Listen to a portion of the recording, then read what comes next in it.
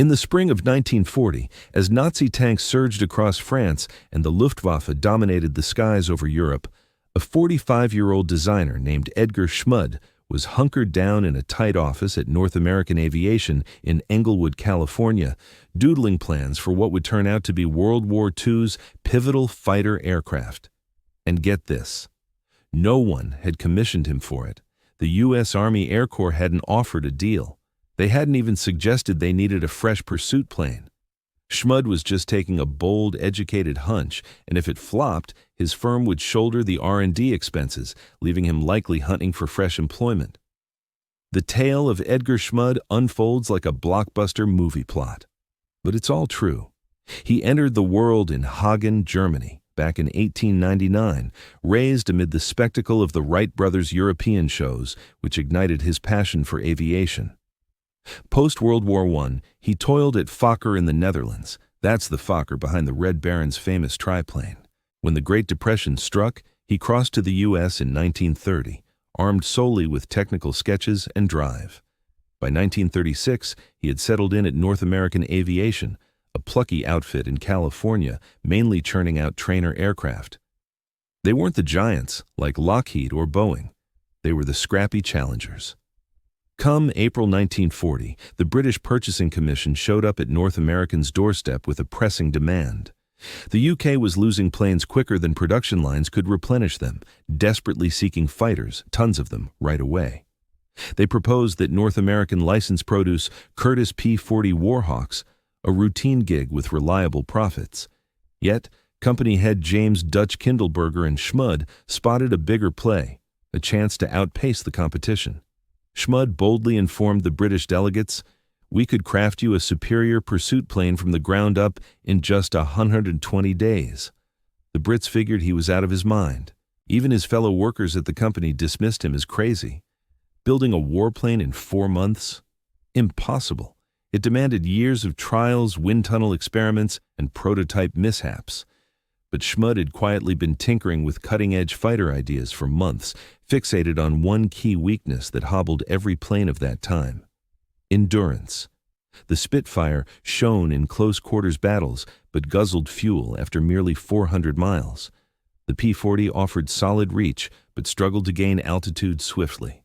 German Messerschmitt Bf 109s struck as deadly climbers, yet short tanks kept them leashed to their bases.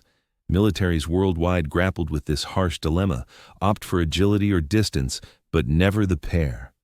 The laws of physics seemed unyielding. Unless, Schmud reasoned, you could tweak them via innovative wing shapes. The cash-strapped British, with few choices left, inked the agreement on May 29, 1940. 120 days until the initial prototype, a wild dream. Schmud rounded up a crew of 150 designers and drafters, running them in round-the-clock teams. His edge went beyond coffee and grit. It was insights from the NACA, the National Advisory Committee for Aeronautics. They had experimented with an unconventional wing profile known as a laminar flow airfoil, and Schmud was staking his professional future on it, succeeding not just in tests, but amid real battles at 400 kilometers under fire. On October 26, 1940, merely 178 days post-contract, test flyer Vance Breeze coaxed the debut NA-73X model airborne from Mines Field in Los Angeles. The craft seemed nimble, quick to respond, almost spirited. Breeze put it through maneuvers like loops in ascents, and upon touchdown, he shared words every designer yearns for: "It drives like a racer." Soon after, the British dubbed it the Mustang, and early feedback appeared to back Schmud's daring bet. The aircraft hit 390 mph in straight flight, outpacing nearly every rival aloft. It glided effortlessly. It stayed steady. But then came the high-altitude trials, and the dream unraveled. The flaw emerged harshly in early 1942 as RAF units began taking delivery of Mustangs for operations under 15,000 feet. Down low, the plane excelled. British flyers deployed it for dive bombing and scouting runs, hammering Nazi convoys in France with ruthless precision. Yet, push beyond 15,000 feet, and the Mustang shifted from elite performer to lumbering workhorse. Power faltered, speed stalled. In lofty aerial scraps versus a Messerschmitt Bf 109 or Focke-Wulf FW 190, it turned into easy prey. Flyers nicknamed it a ground-level speedster lost in a stratospheric conflict. The villain? The Allison V-1710 power plant, a masterfully built U.S. engine with a critical shortcoming. It relied on a single-stage, single-speed supercharger. To simplify without diving into tech details, up high, the atmosphere thins out, oxygen for combustion drops. A supercharger acts like a pump, shoving extra air into the combustion chambers. The Allison setup performed well near sea level and mid-heights, but delivering a solid 150 horsepower, the engine performed adequately. However, beyond 15,000 feet, the altitude where the majority of European aerial battles unfolded, the supercharger failed to draw in sufficient air. Output plummeted to roughly 900 horsepower. In contrast, German aircraft equipped with advanced two-stage superchargers sustained peak performance all the way to 25,000 feet. During intense dogfights, raw power translated directly to advantages: quicker acceleration, superior ascent, and the flexibility to evade or chase opponents. The Mustang boasted elegant aerodynamics, yet it lacked the necessary thrust to capitalize on them in critical zones. U.S. aviators learned this lesson through painful experience. At first, the U.S.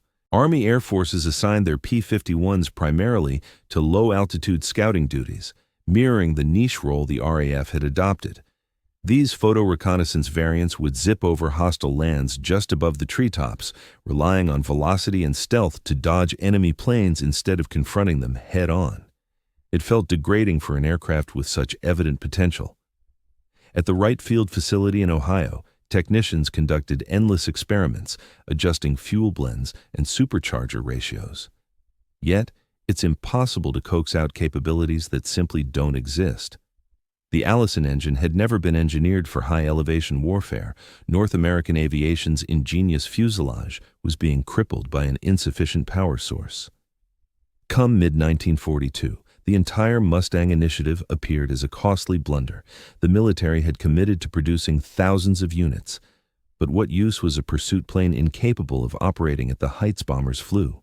B-17. Flying fortresses were suffering devastating losses over German skies, with scores of them downed on each sortie since their protective escorts, P-47 Thunderbolts and P-38 Lightnings, had to abort missions short of the deepest objectives. The unaccompanied bombers pressed onward, only to be savaged by Luftwaffe interceptors preying on them like predators on a flock. It was clear to all that a long-endurance, high-flying Guardian fighter was the key. The Mustang offered the endurance and the framework, but it utterly fell short in ceiling capability. Edmund Schmude's visionary blueprint was suffocating from lack of oxygen. Salvation arrived from an unexpected quarter, a British evaluator named Ronald Harker, who toured North American Aviation's Inglewood plant in April 1942. Harker piloted Spitfires for Rolls-Royce, evaluating power plants and upgrades. Upon settling into a Mustang for a showcase hop, he instantly spotted the flaw that U.S. designers had overlooked. The structure was exceptional, surpassing any he'd handled, but it struggled to breathe at height.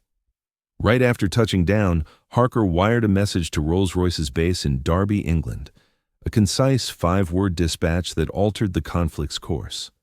Flight testing. Mustang requires Merlin engine.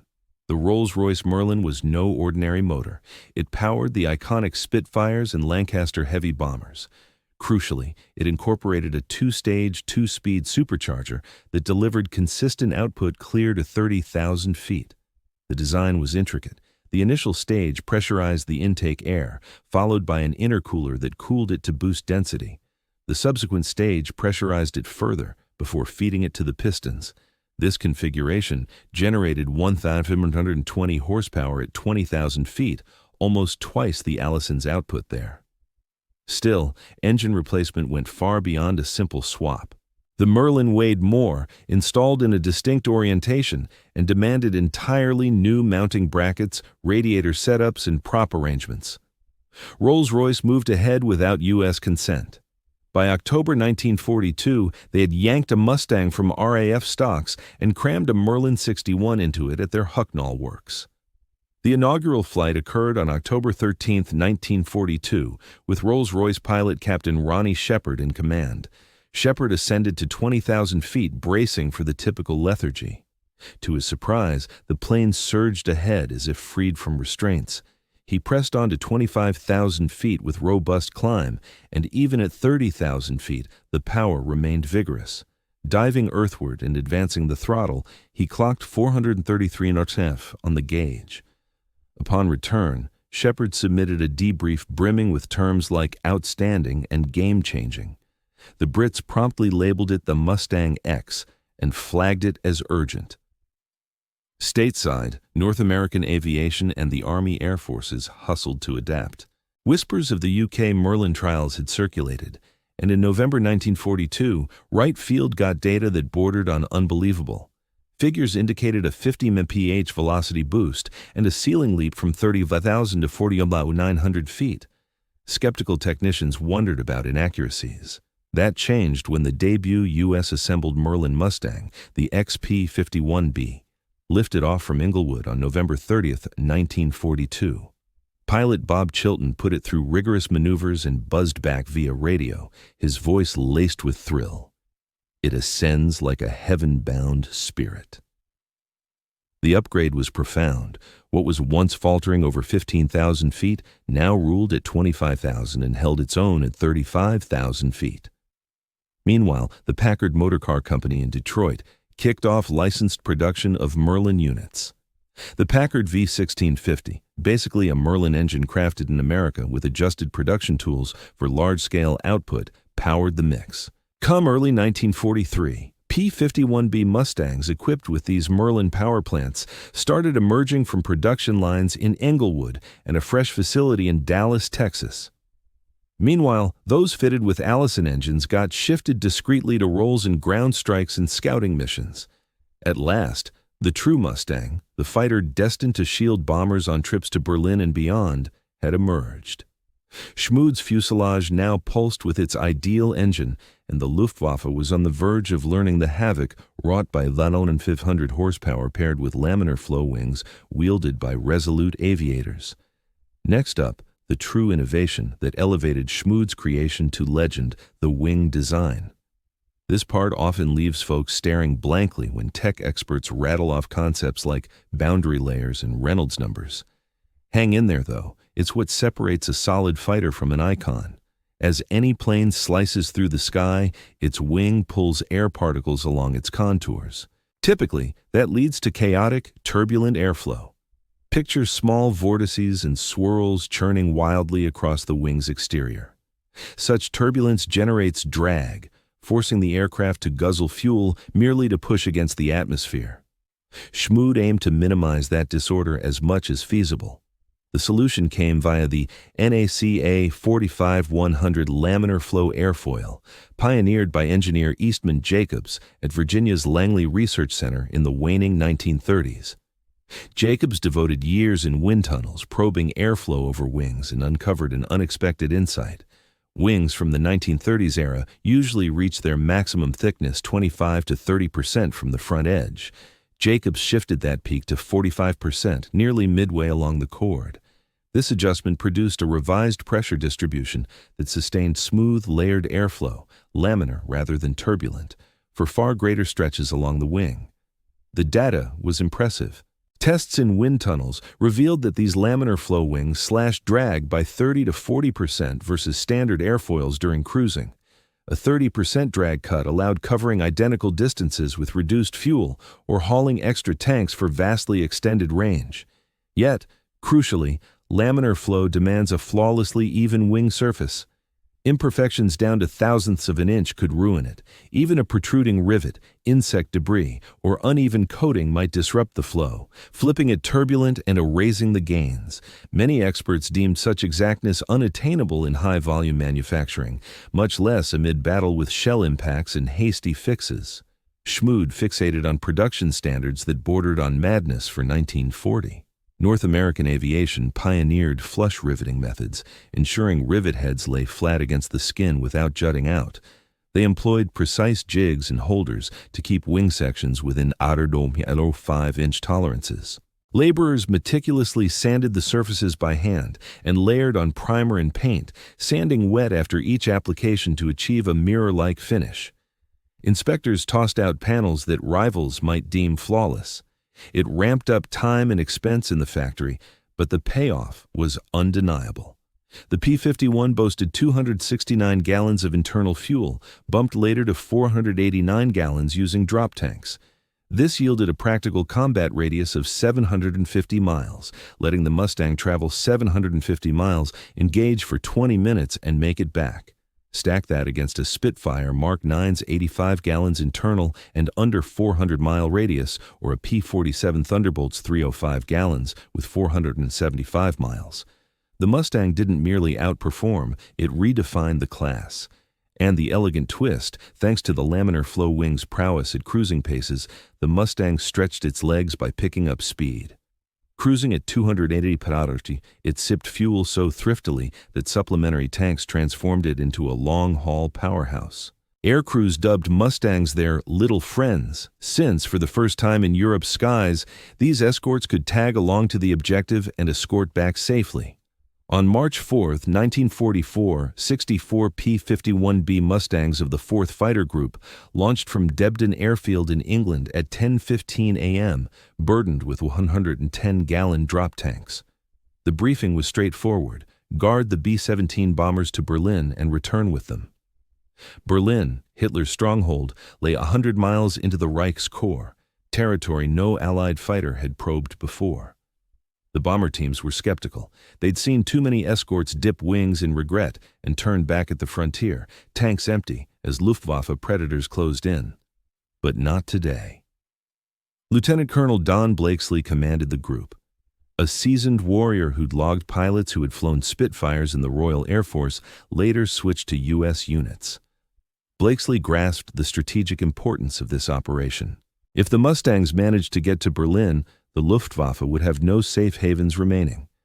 Enemy interceptors had pulled back further into the heart of the Reich, basing from sites they viewed as secure against U.S. escorts. Berlin stood as the emotional and tactical core of Germany's aerial defenses. Mastering combat over Berlin meant dominance anywhere. March weather brought its usual gloom.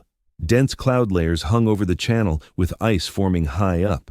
A few Mustangs turned back due to engine troubles, yet the primary group pushed forward. Entering German territory at 27,000 feet, they eased back throttles for economical cruising, conserving fuel meticulously. The bomber formation extended for miles, comprising 316 B-17s aimed at a ball-bearing plant near Berlin. Roughly at 11:40 close to Brunswick, initial Luftwaffe planes emerged. Messerschmitt Bf-109Gs and Focke-Wulf Fu-90As plunged from higher altitudes. In typical scenarios, escorts would have departed by then, but on this day, the Mustangs lingered, causing German aviators to pause. Long-ingrained routines suggested U.S. fighters couldn't venture so far eastward. That brief delay proved fatal. The Mustangs split apart and dove into battle, outmaneuvering the foes by tightening turns, leveraging their edge in high-altitude velocity to set the rules of engagement. Captain Don Gentile downed 2 Bf-109s in under 3 minutes, capitalizing on the Mustang's superior ascent to position overhead and unleash gravity-boosted attacks. The laminar flow wings, which Schmood had fixated on, allowed the Mustang to stay stable at velocities that induced shuddering in rival aircraft. Luftwaffe airmen faced the rare ordeal of being outpaced and outascended at once. The chaotic melee, aviators' term for a knotted aerial brawl, spread over 50 miles of Reich airspace, though the key truth endured. Bombers continued onward to Berlin, shielded by Mustangs. By 12:15, the group penetrated Berlin's zone. Anti-aircraft guns unleashed fury, saturating the heavens with puffs from detonating rounds. Yet conditions aided the Allies. Overcast was so heavy that gunners shot without sight. B-17s released payloads via the clouds, guided by radar, then wheeled toward base. Mustang crews eyed their fuel indicators. External tanks were jettisoned and depleted. Now on reserves, calculations held firm. The homeward path would use ideal cruising pace, minimal turns, direct routes back. At 14:30, they recrossed the North Sea. By 15 Rao, landings occurred at bases in England. Mission tallies revealed the outcome: 5 bombers gone, chiefly to flak. Germans asserted 11 Mustangs lost, but reality showed 3 pilots saved. U.S. pilots credited 13 enemy planes downed. Yet the true triumph lay beyond scores. It was the mental blow. Luftwaffe voices crackled over radios to ground control, stunned. U.S. fighters above Berlin. Reichsmarschall Hermann Göring, Luftwaffe head, allegedly remarked, "When I saw Mustangs over Berlin, I knew the jig was up." The illusion of an impregnable fortress Germany perished at 27,000 feet thanks to Edgar Schmud's visionary wing, though arriving at Berlin was merely part of it. The Mustang needed to endure combat once there. Here, Schmud's approach yielded unforeseen benefits. In 1944, German aviators were veterans. Numerous aces boasted hundreds of sorties, survivors of the Battle of Britain and the Eastern Front. They piloted machines tailored for elevated intercepts. The Messerschmitt Bf-109G reached 400 millimeters, ascending at 300 feet per minute. The Focke-Wulf FW-190A proved tougher still, a rugged radial-powered beast that took heavy hits and rolled quicker than peers. Theoretically, equals. Reality showed the Mustang humbling seasoned Germans. The P-51D, introduced mid-1944 with a bubble canopy for full visibility, peaked at 437 mph at 25,000 feet. Impressive, yet not vastly superior to opponents. The edge lay in ascent, 3,200 feet per minute. With the Merlin engine at maximum in a scrap, altitude supremacy shaped the contest. You could plummet with extra velocity from gravity, pick attack moments, and escape upward if pressured. Germans discovered Mustangs matched their climbs, then surged higher as their motors strained for oxygen.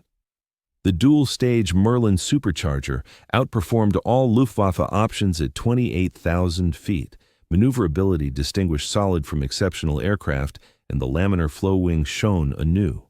The Mustang held a sustained turn of about 1,200 feet at 300 mph without eating excessive energy, meaning it could whip around in a tight circle while maintaining speed. The FW-190 turned wider. The Bf-109 could turn tighter initially, but bled speed rapidly, leaving the pilot vulnerable. American pilots learned to exploit this. If a Messerschmitt got on your tail, you'd pull into a climbing spiral turn. The 109 would follow, both aircraft pulling maybe 4 or 5 Gs, enough to gray out your vision at the edges, but the Mustang maintained its energy state better. After 2 full turns, the 109 would be wallowing, slow, and vulnerable. While the Mustang still had knots in reserve to reverse the fight, diving speed mattered enormously when things went wrong. The Mustang was cleared for dives up to 505 mm, though pilots regularly exceeded that chasing fleeing German jets. The airframe stayed solid. No wing flutter, no control lockup. Schmud had designed structural strength into every component using stressed skin construction where the aluminum skin itself carried aerodynamic loads rather than relying solely on internal frameworks. German fighters, particularly the 109, had issues with elevator flutter in high-speed dives. Pilots learned to be cautious, pushing past 450 mph. That 50 mph difference meant a diving Mustang could catch almost any fleeing opponent or escape almost any pursuer. Firepower sealed the deal. The P-51D carried 6 50-caliber Browning M2 machine guns, 3 per wing, with 180 rounds total. Each gun fired 800 rounds per minute, and at convergence range, typically set for 300 yards, all 6 streams of bullets met in a cone of destruction about 6 ft across. A 2-con burst put roughly 160 bullets into that cone against the relatively fragile structure of German fighters. That was devastating. Pilots reported seeing wings fold, tails separate, and cockpits disintegrate under concentrated 50-caliber fire. The Mustang wasn't just faster and more maneuverable, it hit harder. German aces who'd survived years of combat found themselves outmatched by American pilots with 50 hours of combat time simply because the Mustang gave those rookies tools to compensate for inexperience. That's the hallmark of truly great engineering. It makes the difficult look easy. Let's talk about what happened when you deployed thousands of these aircraft with pilots who'd been told their primary job wasn't shooting down enemy fighters. It was bringing the bombers home. That doctrinal shift, combined with the Mustangs' capabilities, created a statistical massacre. Between January 1944 and May 1945, P-51 Mustangs were credited with destroying 4,050 enemy aircraft, more than any other Allied fighter in the European theater. That number includes 4,131 aircraft shot down in air combat and another 819 destroyed on the ground during strafing runs. But raw kill numbers only tell part of the story. You have to look at what those kills accomplished strategically. The 8th Air Force, the primary American bomber force in England, lost 350 heavy bombers per month on average during the second half of 1943. That's roughly 3,500 trained aircrew killed or captured every 30 days, unsustainable by any measure. Each B-17 or B-24 carried 10 men, represented hundreds of thousands of dollars in manufacturing costs, and required months of crew training. The Luftwaffe was winning the attrition war simply by forcing unescorted bombers to run a gauntlet of fighters concentrated at choke points along the route to German industrial targets. In October 1943, a raid on Schweinefurt lost 60 bombers out of 291 dispatched, a 20% loss rate that would bankrupt the entire bombing campaign within months if it continued. The arrival of long-range P-51B escorts in December 1943 changed the math immediately. By March 1944, bomber loss rates had dropped to 3 per mission. By June 1944, after D-Day, when Mustang groups were flying multiple daily missions, the rate fell below 2%. The Luftwaffe didn't suddenly get worse at fighting. They got forced into an impossible situation. German fighters had to engage the bombers to stop the destruction of Reich industry. But engaging meant running through a screen of Mustangs that could chase them anywhere. Luftwaffe pilots started reporting situations where they'd spot bomber formations but couldn't attack because Mustangs held the altitude advantage. The escorts had shifted from defensive to offensive operations. Ground attack missions added another dimension of destruction. Once bomber formations were safely on course home, Mustang squadrons would descend to treetop level and hunt targets of opportunity. Locomotives, trucks, fuel depots, aircraft parked on airfields. The 50 caliber guns that could shred a fighter at altitude proved equally effective against thin-skinned ground targets. German train engineers learned to abandon their locomotives the moment they saw Mustangs approaching because a single strafing pass could turn a steam engine into scrap metal. Luftwaffe airfields moved erse. They shifted those vulnerable bombers into fortified, blast-resistant enclosures and dispersed them over various auxiliary sites, which only complicated upkeep and day-to-day functioning. The Mustang compelled the whole German aerial defense network to shift into a purely defensive stance. The price tag was steep. From 1943 to 1945, the 8th Air Force sacrificed around 2,520 P-51s, with about 1,300 aviators losing their lives. That equated to a roughly 33% attrition rate compared to the enemy planes taken down, a positive trade-off, yet deeply costly. A good portion of those casualties stemmed from flak and surface fire amid low-altitude strafing attacks, the riskiest type of operation. Just one stray round from a rifle piercing the radiator could seal a Mustang's fate through coolant depletion and subsequent power plant shutdown. Yet, the overarching strategic equation remained harsh and straightforward. Exchanging a single elite fighter pilot for 2 or 3 enemy interceptors while safeguarding scores of bomber personnel proved arithmetically essential for triumph. Come spring 1945, the Luftwaffe had dwindled to a mere remnant, functioning erratically amid fuel shortages and novice flyers boasting perhaps 30 hours in the cockpit. The Mustang didn't clinch air dominance on its own, but it rendered success unavoidable and hastened it by several months. Conflict ceased in May 1945, and nearly all propeller-driven warplanes from that era ended up dismantled in junk heaps or preserved in exhibits shortly thereafter. The era of turbojets was dawning. It was obvious to all. The Messerschmitt Me 262 jet interceptor had already demonstrated that reciprocating power plants were outdated, even though its debut was too delayed to rescue the Reich. Still, Edgar Schmud's Mustang declined to fade quietly into obscurity. The core concepts in its laminar flow wing and load-bearing shell structure continued inspiring fresh uses well beyond the final European dogfights. What unfolded afterward underscores a key truth about groundbreaking innovation. Exceptional engineering outlives its initial intent. When the Korean War ignited in June 1950, the Air Force urgently required assault planes capable of launching from crewed advance bases and enduring intense ground-based barrages. Early jets were finicky, voracious on fuel, and demanded extensive paved airstrips. The F-51D Mustang, reclassified after the Air Force's 1947 separation, emerged from storage and reached Korea in mere weeks.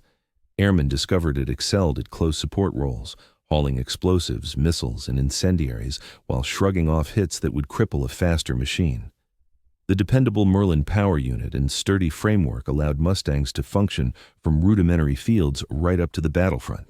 They logged 607 combat flights in Korea, with 351 planes lost mostly to anti-aircraft fire. Impressive for a blueprint pushing 10 years old. Yet the real testament to endurance lay in overseas operations. Modest countries lacked the budget for jet interceptors or the facilities to sustain them, but they managed Mustangs capably on shoestring resources. The Israeli Air Force utilized P-51Ds in the 1948 Arab-Israeli War and retained them until 1961. The Dominican Air Force ran Mustangs right up to 1984. Indeed, 1984, 4.5 decades post the original test flight. These weren't relics for static displays or flyovers. They served as active warbirds handling frontier surveillance and rebel suppression duties. The reality that developing world squadrons could sustain intricate Merlin units despite scarce spares highlights the package's superior craftsmanship. Schmud progressed to fresh endeavors. Post-war, he contributed to North American's turbojet initiatives and led design on the F-86 Sabre, the Delta Wing interceptor that outmatched MiG-15s in Korean skies. Scrutinize the F-86's approach, and traces of Mustang heritage emerge. Focus on cockpit sightlines, streamlined airflow, and endurance. The Sabre wasn't merely a jet-swapped Mustang, yet it carried forward the identical fixation on minimizing resistance and maximizing frame strength. Schmud stepped away in 1960 and passed in 1985, outlasting enough to observe his audacious 1940 creation still engaging foes 40 years on. Few designers enjoy such enduring impact. The ripple effects extended beyond specific planes. The NACA 45-100 laminar flow profile, on which Schmud staked his reputation, laid groundwork for explorations into supercritical airfoils in contemporary passenger jets. In the 1960s, specialists in near-sonic regimes saw how laminar techniques postponed shock buildup at elevated subsonic velocities. Boeing integrated these insights into the 737 and 747. Airbus drew on parallel ideas for the A320 series. Whenever you step onto a long-haul airliner optimized for distance and thrift, you're reaping gains from airflow tenets that Edgar Schmud validated not only in labs but amid 400-nanometer battles under fire. The P-51 Mustang illustrated a lesson that defense acquisition teams today still resist embracing. Occasionally, the optimal fix arises from an unprompted visionary, tackling a challenge through unforeseen methods no one anticipated. It was built against a schedule that everyone dismissed as unfeasible. The 120-day challenge set by Schmud in 1940 yielded a plane that shaped aviation innovation across 3 decades. This went beyond solid craftsmanship. It was bold foresight brought to life with exacting skill amid overwhelming constraints. Those bombers reached Berlin and returned safely thanks to a single German émigré who rejected the notion that science had sealed the limits of what's achievable.